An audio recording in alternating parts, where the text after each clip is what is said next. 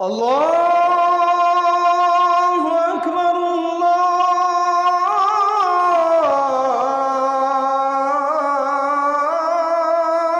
আকবার। 2 রাকাত নামাজ পড়া গুনাহ মাফের একটা উপায়। আপনার গুনাহ হয়ে গেছে, আপনি অজু করে 2 রাকাত নামাজ সুন্দরভাবে পড়বেন। রাসূলুল্লাহ সাল্লাল্লাহু আলাইহি সাল্লাম বলেন, মা মিন আবদিন আযনাবা যামবান, কোন ব্যক্তির যদি গুনাহ হয়ে যায়, গুনাহ হয়ে যাওয়ার পর সুম্মা তাওয়াদ্দা, অতঃপর এই লোকটা অজু করে, সুন্দরভাবে অজু করার পর সাল্লা রাকাতাইন, 2 রাকাত নামাজ পড়ে, এই ব্যক্তি নামাজ সালাম ফিরাবে, ইল্লা গফারাল্লাহু লাহু যামবা, এই ব্যক্তির নামাজ শেষ, গুনাহ শেষ। গুনাহ মাফের আরেকটা উপায় 5 ওয়াক্ত নামাজ পড়া। সহিহ বুখারীর বর্ণনা 526 নম্বর হাদিস, এক ব্যক্তি রাসূলুল্লাহ সাল্লাল্লাহু আলাইহি সাল্লামের কাছে আসছে। আসার পর বললেন, হুজুর আমার গুনাহ হয়ে গেছে। ওই মুহূর্তে আল্লাহ সূরা হুদের 114 নম্বর আয়াত নাজিল করছে। ওই আয়াতে আল্লাহ বলেন, ওয়া আকিমিস সালাতা তারাফাইন নাহারি ওয়া যুলাফাম মিনাল লাইল, তুমি দিনের 2 প্রান্তে সালাত কায়েম করো, রাতের কিছু অংশে, এর মানে 5 ওয়াক্ত নামাজ পড়ো।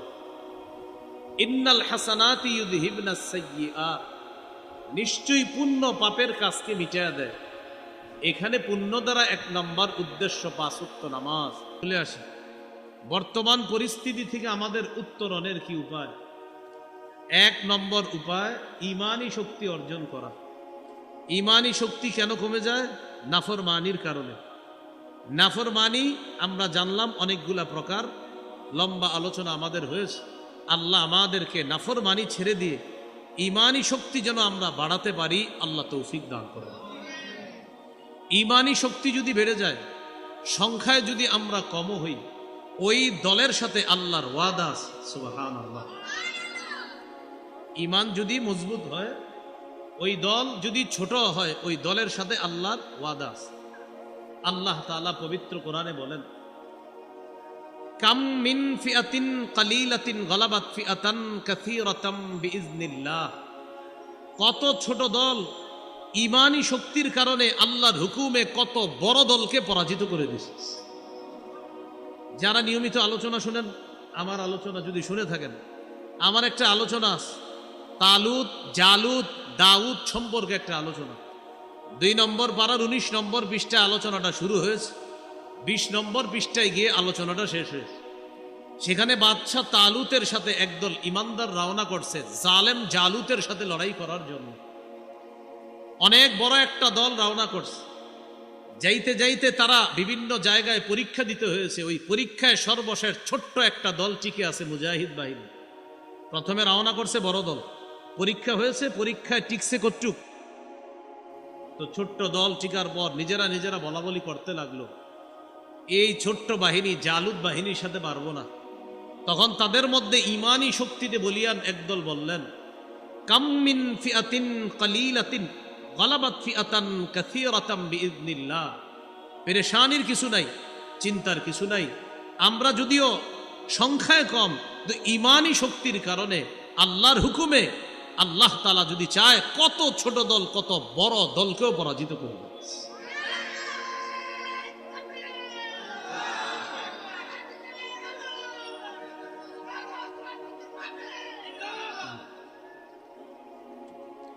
ইমানি শক্তি ভাই, দিক থাকে।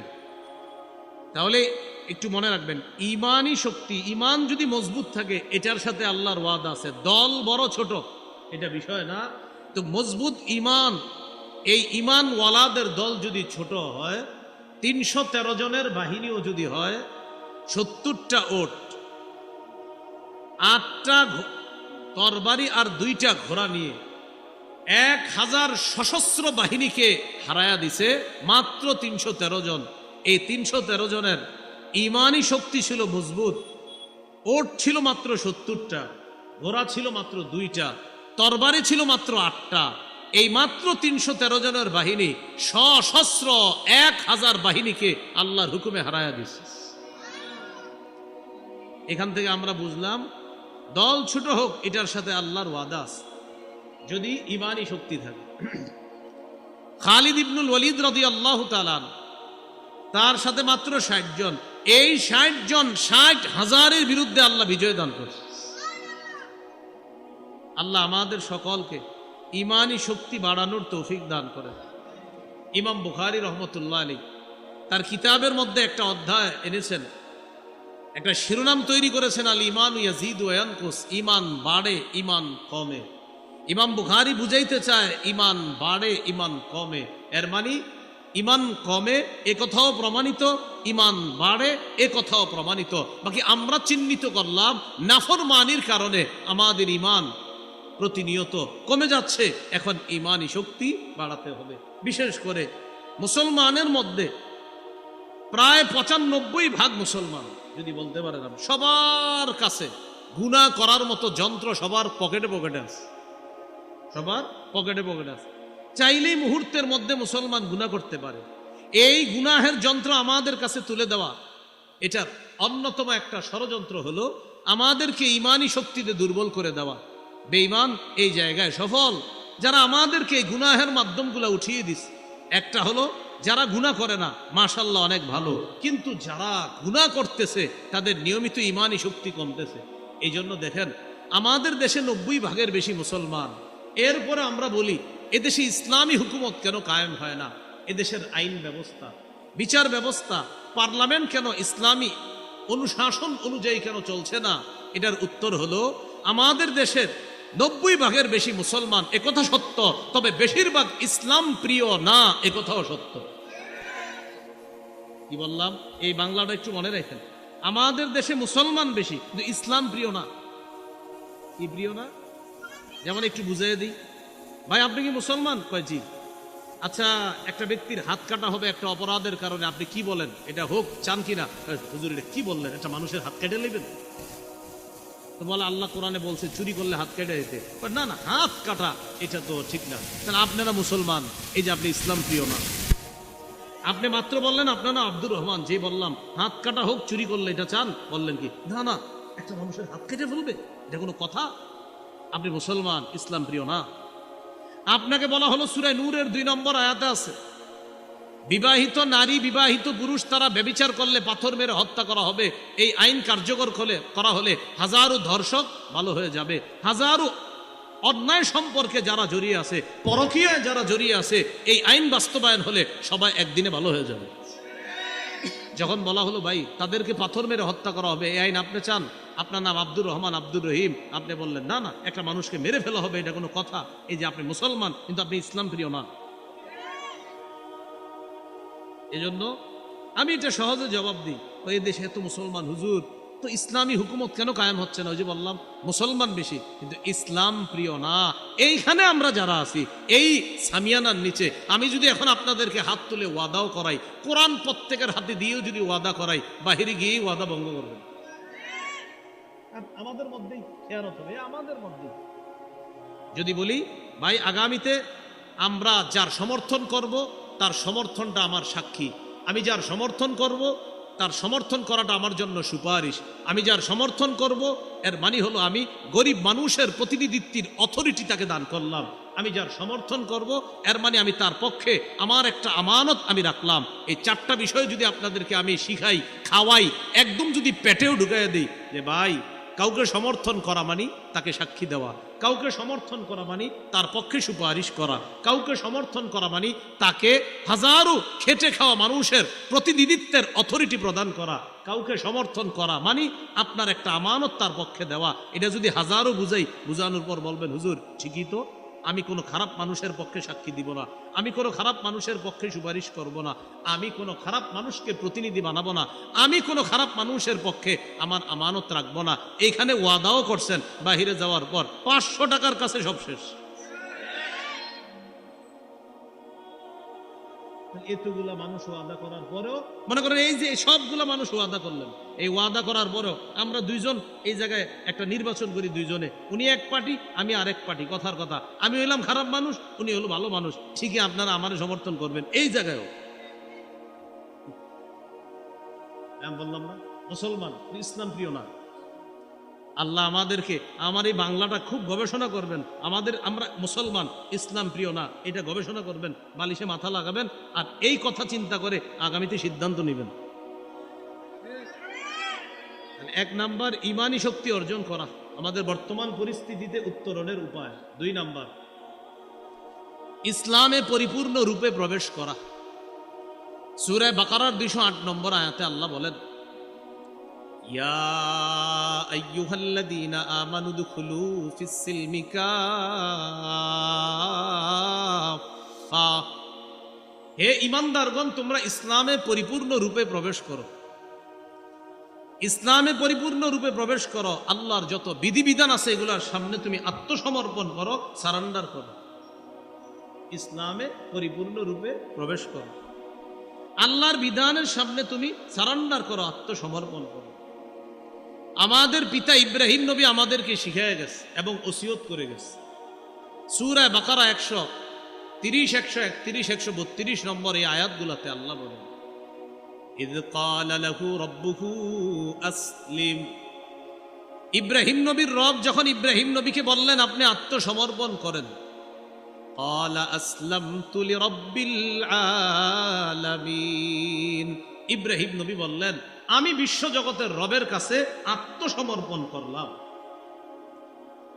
এবার ইব্রাহিম নবী কি ওসিয়ত করে দেখেন, ওয়াওয়াসসা বিহা ইব্রাহিম বানিহি ওয়া ইয়াকুব ইয়া বানিয়া ইন্নাল্লাহা আসতাফা লাকুমুদ-দীন ফালা তামুতুন্না ইল্লা ওয়া আনতুম মুসলিমুন। ইব্রাহিম নবী, ইয়াকুব নবী তাদের সন্তানদেরকে ওসিয়ত করে বলেছেন, হে প্রিয় সন্তান, আল্লাহ তোমাদের জন্য ইসলামকে দিন হিসাবে মনোনীত করেছেন, সাবধান তোমরা মুসলমান না হয়ে মরো না, মুসলমান না হয়ে মরবা না। দেখেন এখানে আমরা যারা আছি আমরা ইমানদার, আমরা বিশ্বাস করি আল্লাহ ছাড়া কোনো ইলাহ নাই। এই বিশ্বাসীদেরকে আল্লাহ ডেকে বলছে, ও বিশ্বাসীরা ইসলামে পরিপূর্ণ রূপে প্রবেশ করো। আল্লাহ আমাদেরকে ডেকে বলছে, ও বিশ্বাসীরা মুসলমান না হয়ে মরো না। এতে বোঝা যায় ঈমান মানি হলো আল্লাহ এক, এটা আমি বিশ্বাস করি। ইসলাম মানি হলো আল্লাহর বিধিবিধানগুলো আমার অঙ্গ প্রত্যঙ্গে আমি বাস্তবায়ন করব, এটার নাম হলো ইসলাম। যেমন ভাই উমুকে আজকে এশার নামাজ পড়ছে, এশার নামাজ পড়বে না কেন? উনি মুসলমান, মানে মুসলমান এশা পড়বে না, এটা তো হতেই পারে না। এশা মুসলমান পড়বে না আর মুসলমান এশা পড়বে না, এটা হতে পারে না। মুসলমানই তো এশার নামাজ পড়বে। আচ্ছা ভাই উনি ফজর পড়ছে, এটা কোনো প্রশ্ন করলেন? উনি না মুসলমান, তো মুসলমান তো ফজর পড়বি, কথাটা বুঝেন। উনি হজ করছে, তো হজ করবে না? ওনার উপর হজ ফরজ হয়েছে, হজ করছে। উনি জাকাত দিছে, তো উনি জাকাত দিবে না? ওনার উপর জাকাত ফরজ, উনি মুসলমান, তো জাকাত দিবে। এর মানে মুসলমান জাকাত দিবে, স্বাভাবিক বিষয়। মুসলমান হজ করবে, স্বাভাবিক বিষয়। মুসলমান রোজা রাখবে, স্বাভাবিক বিষয়। মুসলমান নামাজ পড়বে, স্বাভাবিক বিষয়। কিন্তু আপনারা বলেন সব মুসলমান নামাজ পড়তেছে, তাহলে কিভাবে আমরা তাকে মুসলমান বলি? এই জন্য আল্লাহ বললেন, হে ইমানদারগণ তোমরা ইসলামে পরিপূর্ণ রূপে প্রবেশ করো। তো এই জন্য প্রিয় ভাইয়েরা, একটু আগে আমি বললাম মাইকম্যান ভাই তাদের সকলকে বললাম, নামাজ নামাজ হাজারো ব্যস্ততার মাঝে একটা বিষয় কখনো যেন ছুটে না যায়, এটা হলো নামাজ। নামাজ আমাদের শিয়ার। একটা মুসলমান নামাজ পড়বে, দেখলেই বোঝা যাবে নামাজ। আশেপাশে মানুষ যাবে, হঠাৎ বলবে আচ্ছা মসজিদে কারা কারা? আবার মুসলমানরা নামাজ পড়তেছে, এটাই মুসলমানের পরিচয়। মুসলমান নামাজের সময় হাঁটবে এদিক সেদিক, এটা হতে পারে না। নামাজের সময় মুসলমান নামাজে থাকে। ভাই কথাগুলো কি বুঝে আসতেছে? এই জন্য আল্লাহ তাআলা বলেছেন হাদিসে কুদসির মধ্যে, তাফাররাগ লিইবাদাতি, তুমি আমার ইবাদতের জন্য সময় বের করো, অবসর সময় বের করো। আমলা সদরাকা গিনা, আমি তোমার অন্তরটা ঐশ্বর্যে ধনাঢ্যতায় পরিপূর্ণ করে দেব। ওয়াসুদ্দা ফাকরাক, বান্দা তুমি আমার ইবাদতের জন্য সময় বের করো, আমি আল্লাহ ওয়াদা করছি তোমার দারিদ্রতা দূর করে দেব। মনে থাকবেন ইনশাআল্লাহ। তাহলে 1 নাম্বার ইমানি শক্তি অর্জন, 2 নাম্বার ইসলামে পরিপূর্ণ রূপে প্রবেশ। এর মানে হলো আল্লাহর সব বিধানগুলার সামনে আত্মসমর্পণ করা, মাথা পেতে দেওয়া। হ্যাঁ, যে আমার রব যা বলবে আমি সব পালন করার চেষ্টা করব, এই হলো মুসলমান। আল্লাহ আমাদেরকে ইসলামে পরিপূর্ণ রূপে প্রবেশ করার তৌফিক দান করেন। 3 নাম্বার, এটা আমার সাথে একটু বলেন তাহলে মনে থাকবে। বলেন, দ্বীনের সঠিক জ্ঞান অর্জন করে সে অনুযায়ী আমল করা। এটা 3 নম্বর। দ্বীনের সঠিক জ্ঞান অর্জন করে সেই অনুযায়ী কি করা? আমল করা। আমাদের দেশের বিভিন্ন মালামাল বিদেশে যায় কিনা? বলে না, যায় কিনা? তো বিদেশের মানুষ কি মালামাল তৈরি করতে পারে না? পারে। আমাদের দেশের গুলা কেন যায়? আমাদের কি দিয়ে এগুলা তৈরি করে এগুলো আমাদের থেকে নিয়ে নেয়, আর ভালো ভালো যে জিনিসগুলো আছে এগুলো ওরা আবিষ্কার করে। এই জন্য আমাদের থেকে ওই আপনার এটা সেটা বানায় এগুলো আমাদের থেকে, মানে এদের সময় নাই, এই জন্য তোমরা ওইটা বানাও, এগুলো তোমাদের দেশ থেকে আমরা নিব। আর পারমাণবিক এই সেই বিভিন্ন অস্ত্র এগুলো আমরা তৈরি করব, এগুলো তোমাদের কাজ না, বাঙালি তোমরা চুপচাপ থাকো। কেন জানেন? আমরা শিক্ষায় পিছিয়ে। কিসে বলেন? শিক্ষায় পিছিয়ে আছে। তো যাই হোক, সুশিক্ষা, সবলকে সুশিক্ষায় শিক্ষিত করতে হবে। 3 নাম্বার, দ্বীনের সঠিক জ্ঞান অর্জন করে সে অনুযায়ী আমল করা। তিরমিজির হাদিস, লা তাজুলু কদামা ইবনি আদম হাত্তা ইউসআল আন খামস। কিয়ামতের ময়দানে 5 প্রশ্ন করার আগে আদম সন্তানের 2 পা নড়বে না। 1 নাম্বার, জীবন সম্পর্কে প্রশ্ন করা হবে। 2 নম্বর, যৌবন সম্পর্কে প্রশ্ন। 3 নাম্বার, সম্পদ কোথা থেকে কামাই করেছে। 4 নাম্বার, কোথায় ব্যয় করেছে। 3 নাম্বার, সম্পদের ব্যাপারে জিজ্ঞাসা করা হবে, মিন আইনাকতাসাবা, সম্পদ কোথা থেকে কামাই করেছে। 4 নাম্বার, ওয়াফিমা আনফাকা, কোথায় ব্যয় করেছে। অনেক মানুষ আছে 3 নাম্বার হালাল উপার্জন করে, বাকি 4 নাম্বার হারাম খাতে ব্যয় করে। যেমন উপার্জন করছে হালাল, জুয়া খেলে। উপার্জন করছে হালাল, কিন্তু কি খেলে? এখন বলেন, এই যে জুয়া এসে তার হালাল টাকাটা ইনভেস্ট করলো, এই জুয়া কি হালাল না হারাম? হালাল উপার্জন করছে, গানের কনসার্টে অনুদান দিছে, বলেন খাত ব্যয় করার হালাল হলো না হারাম হলো? এই জন্য 3 নাম্বার হালাল খাতে আয় করা, 4 নাম্বার হালাল খাতে ব্যয় করা, সঠিক জায়গা থেকে আয় করা, 4 নাম্বার হালাল খাতে ব্যয় করা। 5 নাম্বার প্রশ্ন, বিমাদা আমিলা ফিমা আলিমা, সে যা জেনেছে জানা অনুযায়ী আমল করেছে কিনা, এই হবে প্রশ্ন, 5 নাম্বার প্রশ্ন। তাহলে 3 নাম্বার, দ্বীনের সঠিক জ্ঞান অর্জন করে সে অনুযায়ী আমল করা। দ্বীনের সঠিক জ্ঞান কি জিনিস? আমাদের এলাকা বা আপনাদের এলাকার এক ব্যক্তি 365 দিন আল্লাহকে সেজদা দেয়, তো আল্লাহকে সেজদা দেওয়া এটা দ্বীনের সঠিক জ্ঞান। আল্লাহকে সেজদা দেওয়া এটা সঠিক, আসলেই তো সঠিক। এখন উনি কি করে? বছরে একদিন চুপে চুপে লুকায় আরেক জায়গায় গিয়ে একটা সেজদা দেয়। উনি 365 দিন কাকে সেজদা দেয় বলেন? আল্লাহ। একটা সেজদা একদিন আরেক জায়গায় দিয়ে দেয়। এলাকার 2-3টা যুবক ছেলে দেখা কয়, কাকা ইন্না লিল্লাহ, আপনি এটা কি করলেন? এটা একটা আবেগ, এটা না হইলে আমার ভিতরে হিট আসে না, আবেগ কাজ করে, এই জন্য আবেগে একটা সেজদা আরেক জায়গায় দেয়। এই যে আরেক জায়গায় আবেগে সেজদাটা দেওয়া, এটা দ্বীনের সঠিক জ্ঞান হয় নাই। আল্লাহকে সেজদা দেওয়া এটা ছিল দ্বীনের সঠিক জ্ঞান। আল্লাহ ছাড়া অন্য কাউকে সেজদা দেওয়া এটা ছিল দ্বীন সম্পর্কে অজ্ঞতা। এই অজ্ঞতার কারণে তার আগের যত ইবাদত সব বরবাদ হয়ে যাবে। সূরা জুমারের 65 নম্বর আয়াতে আল্লাহ বলেন, লাইন আশরাকতা লায়াহবাতান্না আমালুক, যদি তুমি শিরিক করো অবশ্যই অবশ্যই তোমার সব আমল বরবাদ হয়ে যাবে। আল্লাহ আমাদেরকে দ্বীনের সঠিক জ্ঞান অর্জন করে সে অনুযায়ী আমল করার তৌফিক দান করেন।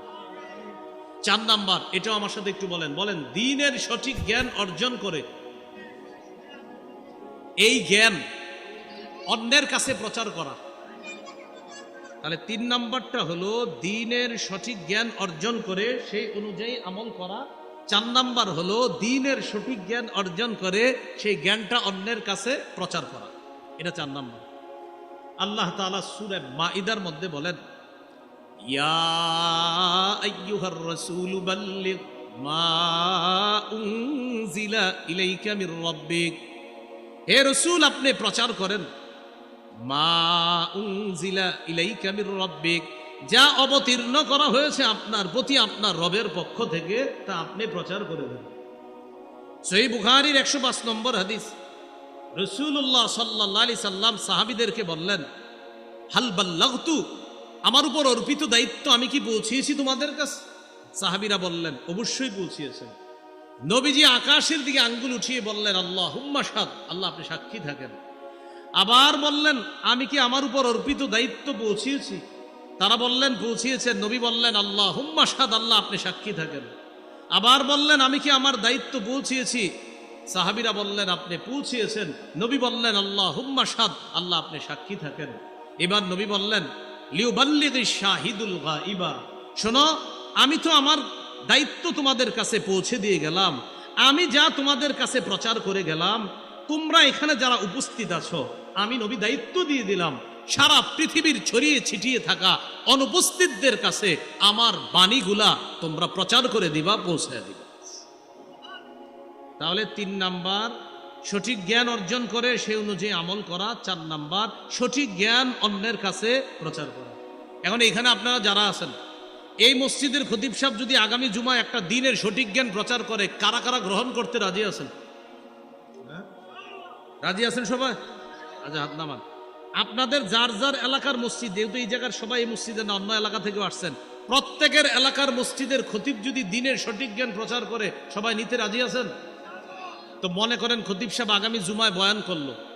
প্রিয় ভাইয়ারা, গত কয়েকদিন আগে আমাদের এলাকায় আরিফ বিন হাবিব বয়ানের মধ্যে বলেছিল 4 নাম্বার আমাদের বিপর্যয় থেকে উত্তরণের উপায় দ্বীনের সঠিক জ্ঞান অর্জন করে সেটা প্রচার করা।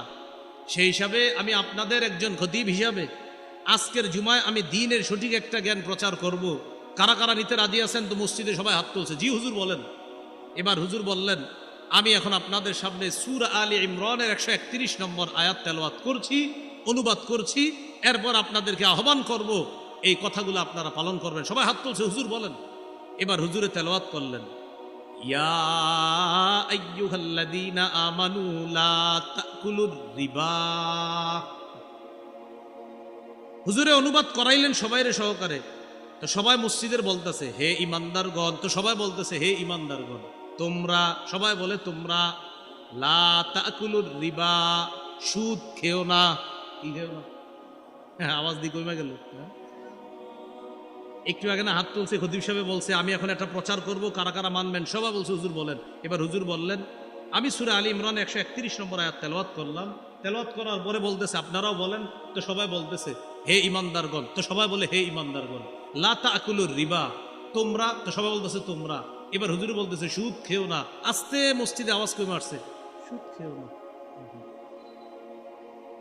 কি খেও না? এখন মসজিদে নামাজ শেষ হওয়ার পর হুজুরের কানে কানে আপনার একজনকে বলতেছে, হুজুর আজকে আসরের নামাজ থেকে আপনাকে নিষেধ করা হয়েছে, আর আপনি আসরে আসবেন না। আপনারা ওয়াদা করলেন দ্বীনের সঠিক জ্ঞান অর্জন করবেন। আমি বললাম না একটু আগে, আমরা মুসলমান, ইসলাম প্রিয় না? একটু আগে তো বললাম। আপনি ইসলাম প্রিয় যদি হতেন তো ইসলামের এই বার্তা আপনি গ্রহণ করতেন যে আমি যেহেতু মুসলমান, রব বলছে সুদ খাওয়া যাবে না, অতএব আমি সুদ খাবো না। ঠিকের আওয়াজ কমে গেছে কেন? ওই যে এখানে তো সুদখোর না থাকলেও আশেপাশে তো আছে। এই জন্য একটু আগেই তো বললাম হাজারো মুসলমান ইসলাম প্রিয় না। এখন আমি পর্দার ওয়াজ করি, এই জায়গার অসংখ্য মানুষ বলবে হুজুরে পর্দার ব্যাখ্যাটা সঠিক দেয় নাই, কারণ হ্যার বিবি পর্দা করে। মুসলমান ইসলাম প্রিয় না। এখন আমি গানের বিরুদ্ধে বয়ান করি, বলবে হুজুরে গানের ব্যাখ্যা সঠিক দেয় নাই। কেন? গান ক্ষেত্র বিশেষ জায়েজ আছে বলে দিবে, নাউজুবিল্লাহ। মানে আপনি যেটা বলবেন এটার বিরুদ্ধে আপনার লোক আছে। নাম কি? মুসলমানের সন্তান, মুসলমান।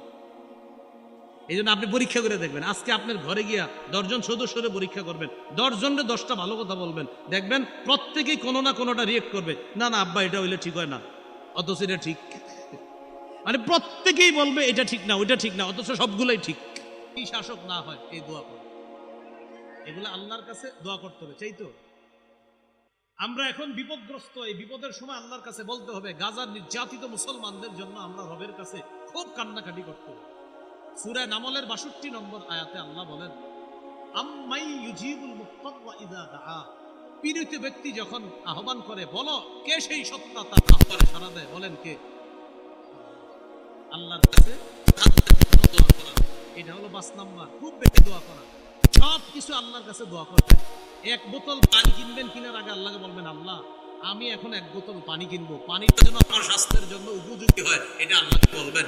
আবু দাউদ 1479 নম্বর হাদিস, রাসূলুল্লাহ সাল্লাল্লাহু আলাইহি সাল্লাম বলেন, আদ-দুআ হুয়াল ইবাদা, দোয়া করাটাই ইবাদত। আল্লাহর কাছে মানুষ যত ভালো কিছু বলে, সাথে সাথে এটা ইবাদতে গণ্য হয়। আপনি জুতার ফিতা ক্রয় করবেন, জুতার ফিতা। আল্লাহ, আমি বাজারে যাচ্ছি জুতার ফিতা ক্রয় করতে। আপনার নবী বলছে ছোট থেকে ছোট যা আছে সব আপনার কাছে বলার জন্য, আমার জুতার ফিতাটা আমার জুতার জন্য যেন টেকসই হয়। আপনি রবের কাছে বললেন তো আপনার এই বলা ইবাদতে গণ্য হয়ে গেছে। এই জন্য আল্লাহরে বেশি বেশি ডাকবেন। এই উনি যদি আমারে 5 বার ডাক দেয়, এখন 2-3 বার আস্তে দিলে বলবো ভাই কি হয়েছে বলবো, আবার ডাক দিলে বলবো জি ভাই বলেন, আবার ডাক দিলে বলবো আচ্ছা বলেন, চতুর্থবার ডাক দিলে আরে বলেন, পঞ্চমবার ডাক দিলে বল এই কি হয়েছে বলেন, আরেকবার ডাক দিলে এত পেটের কেন করো বলেন, রাগ হয়ে যাবে।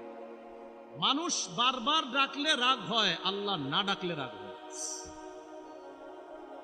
মুখস্থ করি, বলেন মাখলুক বেশি ডাকলে রাগ করে, খালেক না ডাকলে রাগ করে। আমার বারবার ডাকলে আমার মেজাজ খারাপ হয়, রব না ডাকলে রাগ করে, কিরে বান্দা আমারে ডাকুস না কেন?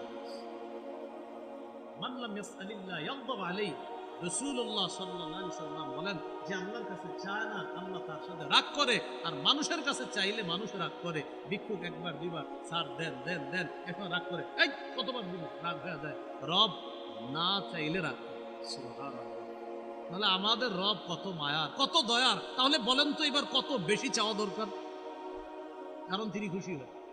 তাহলে 5 নাম্বার উত্তরণের উপায় বেশি বেশি আল্লাহর কাছে চাওয়া, দোয়া করা।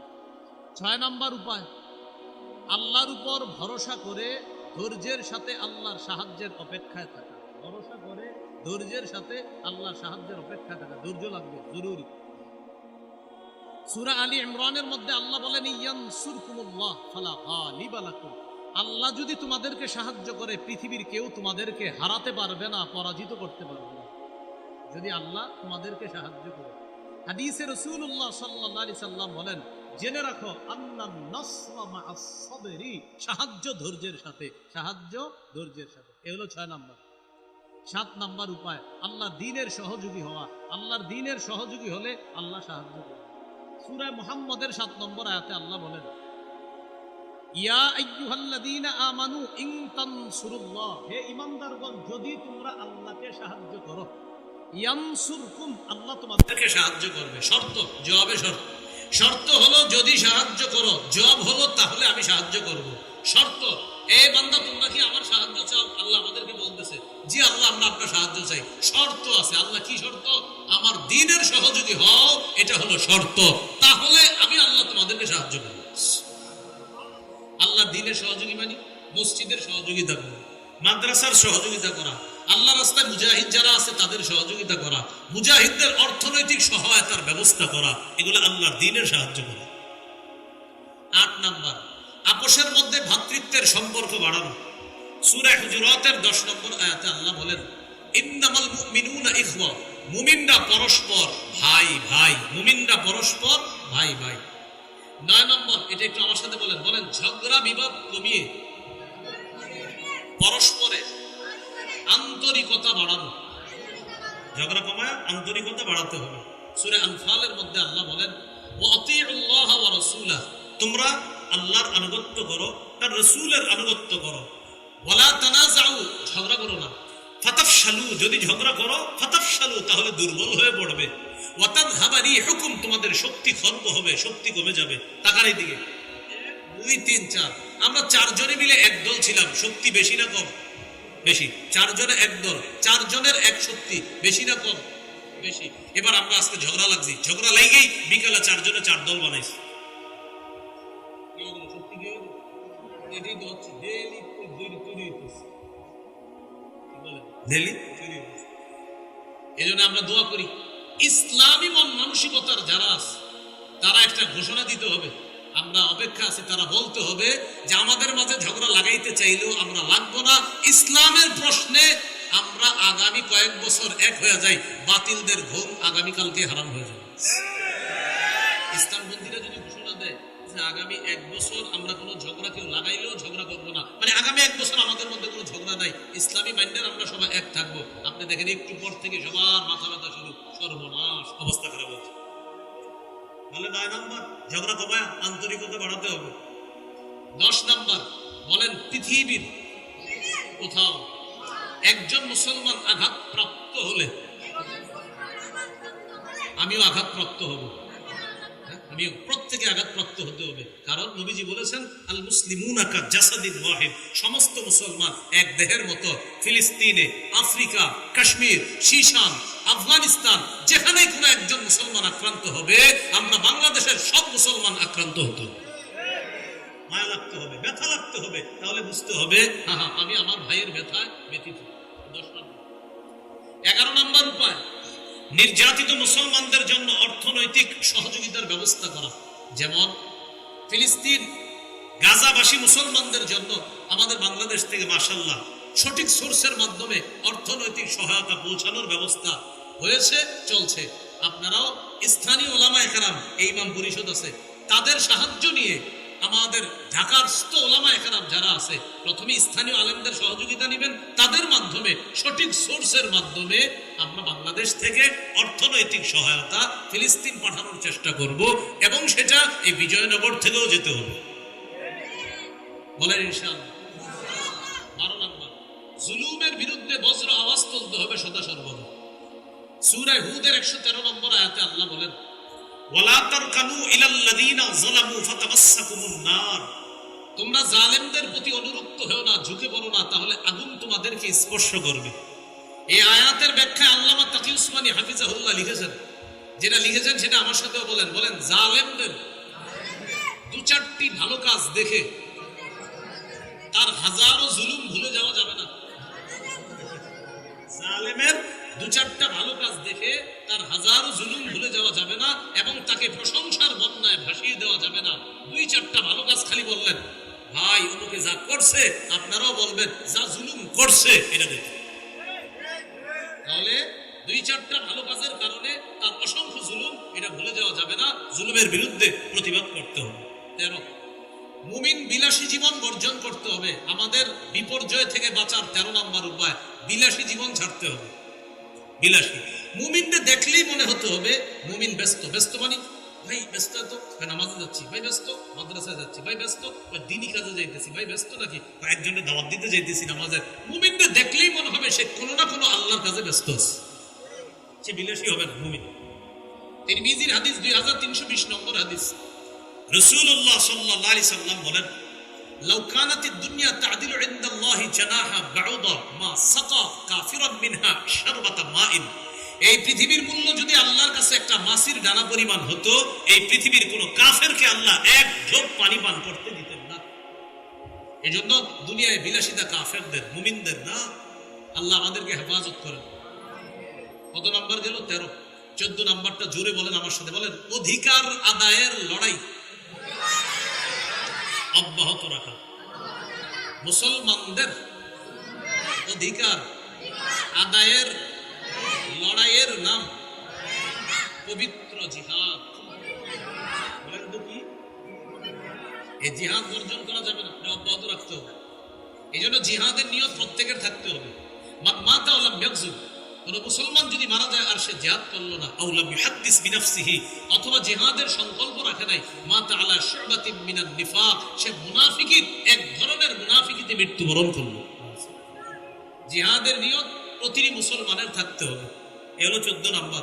15 নাম্বার, বলেন, একজন আদর্শ শাসক নির্বাচন করা। 4 কাজের যোগ্যতা রাখে, 10 গুণে গুণান্বিত একজন শাসক, একজন নেতা আল্লাহ যেন আমাদেরকে দান করেন।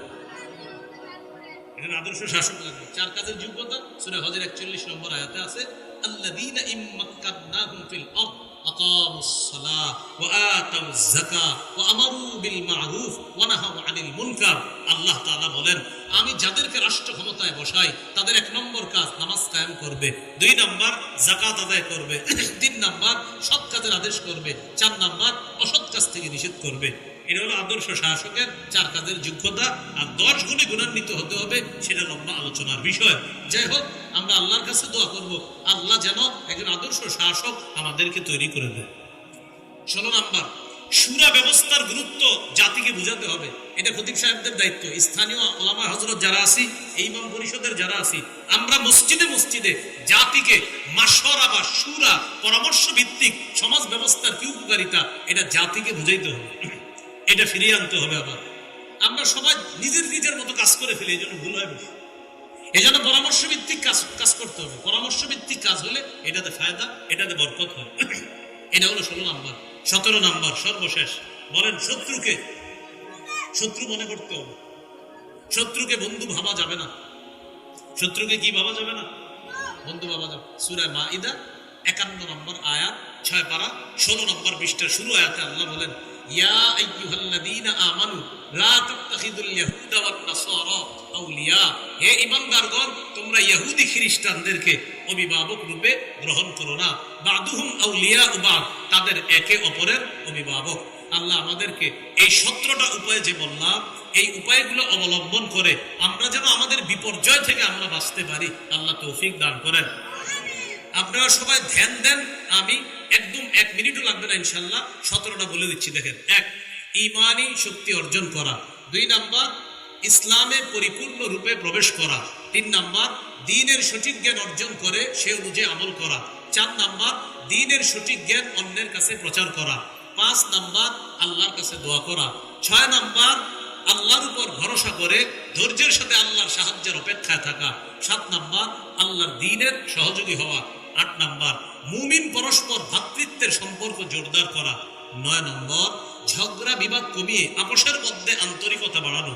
10 নম্বর, পৃথিবীর কোথাও একজন মুসলমান আক্রান্ত হলে আমরা সবাই আক্রান্ত হওয়া। 11 নম্বর, আমার নির্যাতিত মুসলমান ভাইদের জন্য অর্থনৈতিক সহায়তার ব্যবস্থা করা। 12 নম্বর, জুলুমের বিরুদ্ধে বজ্র আওয়াজ ওঠানো। 13 নম্বর, মুমিন বিলাসী জীবন বর্জন করা। 14 নম্বর, মুমিন অধিকার আদায়ের লড়াই অব্যাহত রাখা, এটা হলো জিহাদ। 15 নম্বর, একজন আদর্শ শাসক আল্লাহর কাছ থেকে চেয়ে নেওয়া। 16 নম্বর, শুরা ব্যবস্থার গুরুত্ব জাতিকে বোঝানোর চেষ্টা করা। 17 নম্বর, শত্রুকে শত্রু মনে করা, বন্ধু মনে না করা।